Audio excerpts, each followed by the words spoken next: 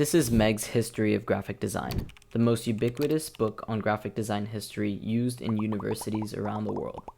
This book references 594 designers, 80 of which are people of color, 62 are women, and only 3 of the total are Black designers. Our issue with contemporary design education is about a lack of inclusion. We hear revolutionary and innovative design stories, but rarely are these design stories about people that look like me. We felt unheard, so we asked, what would it look like to center previously marginalized voices in design history? And how would the inclusion of these voices reshape the landscape of design education?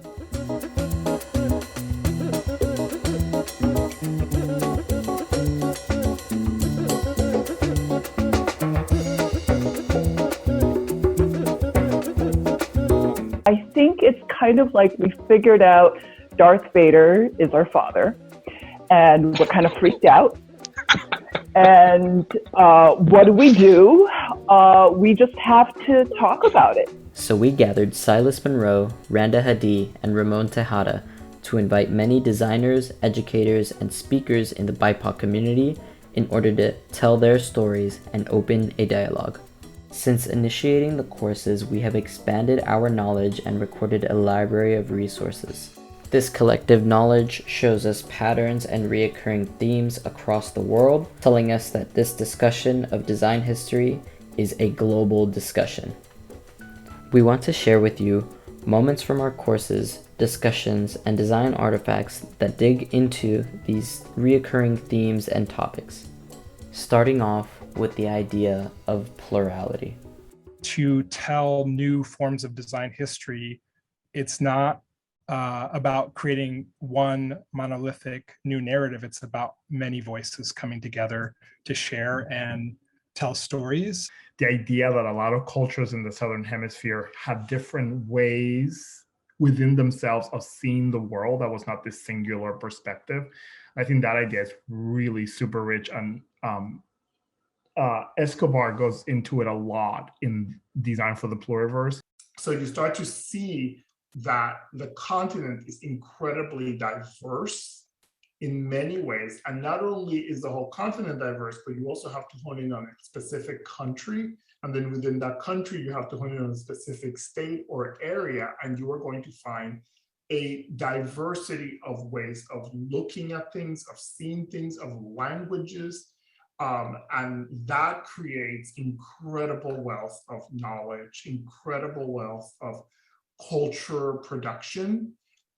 So in essence, you get to Latinx design is hybrid, it's pluralistic, it's fluid, it's not binary.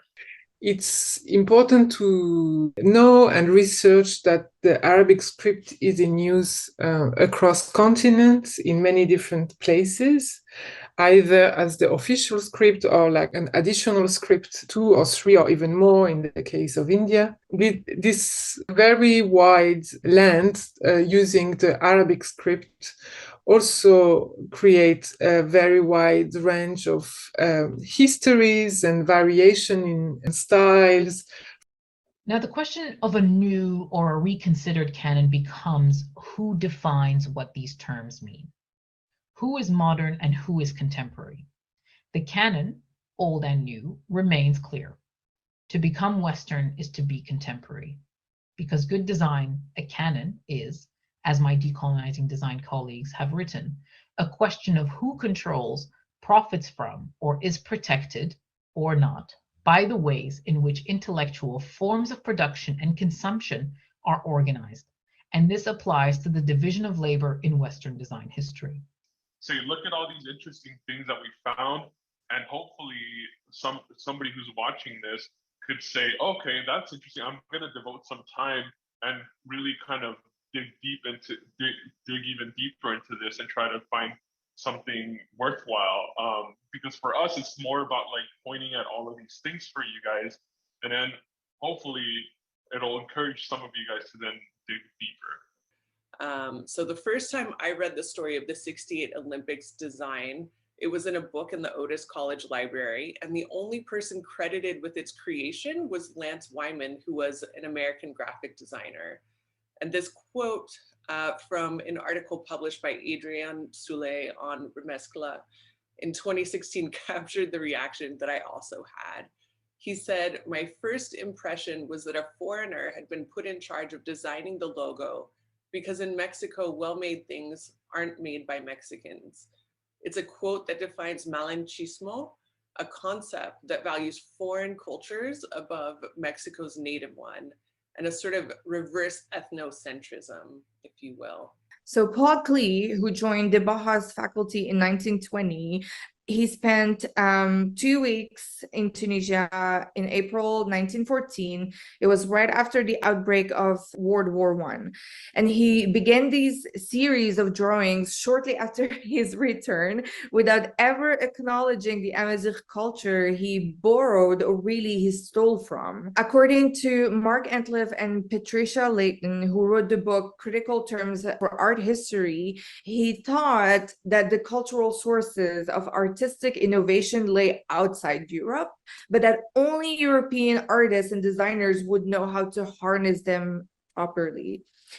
But as we all know, words are often emblematic foundations of protest. And in conjunction with typography and graphics, they create slogans that become a rallying cry.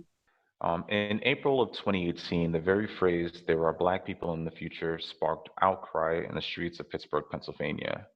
This billboard was petitioned against and requested to come down. Ashley B. Wormsley was the artist who coined the phrase, but on the billboard, it was widely understood as a commentary on the gentrification happening in Pittsburgh East Liberty neighborhood, a reclaiming of space formerly relegated to Blacks by wealthier whites. I've tried for a really long time to find out who designed this poster, and I haven't found out yet. I'm going to find out. If anybody knows, please let me know. But I suspect that someone from SNCC just went to the print shop and said, "I want a big word now at the top." And they positioned it so that it's right on top of his hand, you know, snapping his finger now. And so here we're really seeing this theme of hair as a central point in so many different protest posters, from the symbolizing of the cutting of the hair to the holding of the hair, and to the idea that using your voice is an act of strength, just as it is to have the ability to control.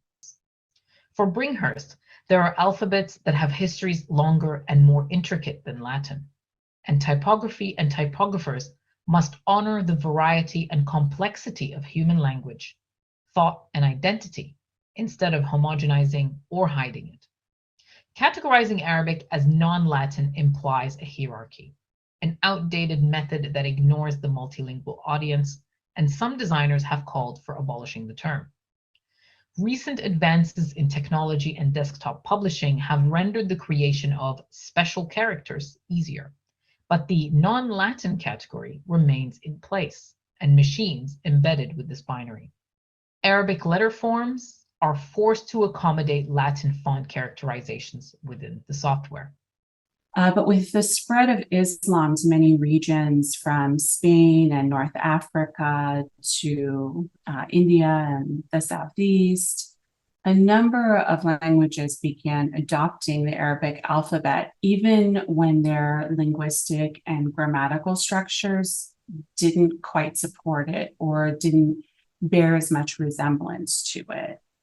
And a good example of that is Persian, or as you'll hear me refer to it going forward, Farsi. And as a result, languages like Farsi that phonetically include sounds that don't exist in Arabic, they had to evolve their alphabets. In this case, you can see how the Farsi alphabet is slightly different, incorporating 4 additional letters to the original Arabic alphabet. Etsy really contributes to the erasure of the labor of Amazigh weavers as well, since the middlemen here are selling their work. And I can't, picture a better photo to translate this. Like, you can literally see a middleman here smiling, shaking the hand of some white guy, holding the rug to symbolize the transaction and a happy customer. And there is, again, like no reference to the weavers at all. Like, where are they? It's like, we did it, Joe. Adinkra symbols of the Akan people and Cote d'Ivoire. They represent proverbs, events, attitudes, and objects. And my favorite one is this one, Sankofa. Sankofa stands for return and get it, learn from the past. Why it's my favorite Adinkra symbol is that, like I said at the top, Africa's greatness lies in our past. And it's only through studying that past and going back to the past and learning from it that we can go into the future. But another Arab type designer who I want to share his work with you is Muhammad Saeed al-Saggar from Iraq. He created this really very intelligent way of creating letters out of roots.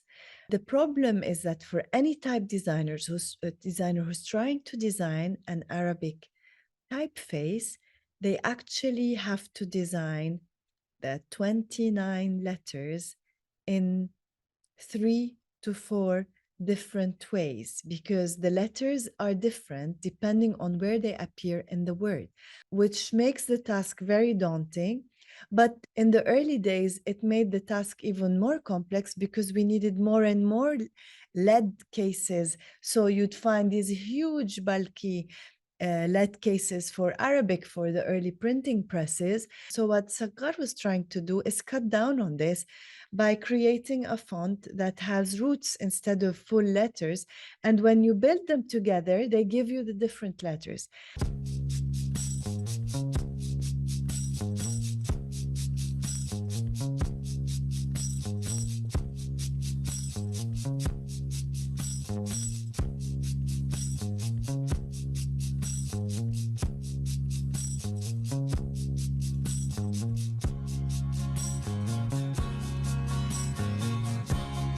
Jurei mentiras e sigo sozinho.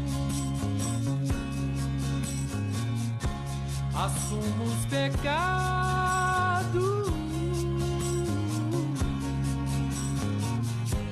Os ventos do norte não movem moinho. E o que me resta In this occasion, I am going to tell you about the chronicler Garcilaso de la Vega, son of an Iberian father and indigenous mother. He served his parents as a servant, embraced Christianity, and lived in Spain for 56 years. Therefore, his story has some influence of the biblical discourse. A God, the Father Son, the Mother Moon. Writing of the Abaca secret society found in Cuba. It originated in Yoruba religion, religious practice, and also from southwestern Cameroon. Zibidi is a secret society writing. So it's not meant for everybody. It's meant only for initiates. But I love it for its graphic qualities. It's actually referred to sometimes as graphic writing. So I just started looking at some of this local work, right? Design that a lot of the times Carlos and I talked about brings people together, creates communities, right? And a lot of the times these makers make it out of necessity for servicing your community. ¿De dónde salen los sacos? ¿Los compras? No compras. No, esos sacos no. Polymarch. High energy.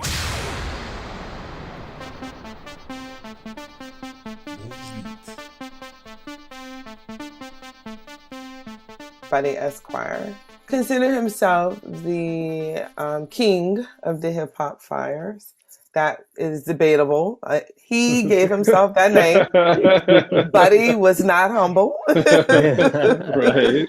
You know, and he designed like about 300 flyers. I'm gonna read this quote. I went to the library and I took out a book on fine painting where they talked about letters, proportions, and layouts and stuff like that. So I took a look at the book and I tried drawing some of the letters that were in the book. And I said to myself, hey, I can do that. I can do that stuff. This is a Colby poster. This is from my personal collection, torn off of a lamppost here in Los Angeles.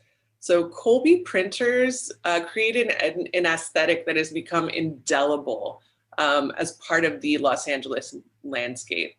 And while they printed a lot of posters for English-speaking clients, their formula of Spanish language, a split fountain, and large black type also became a visual cultural shorthand for Latinx diaspora.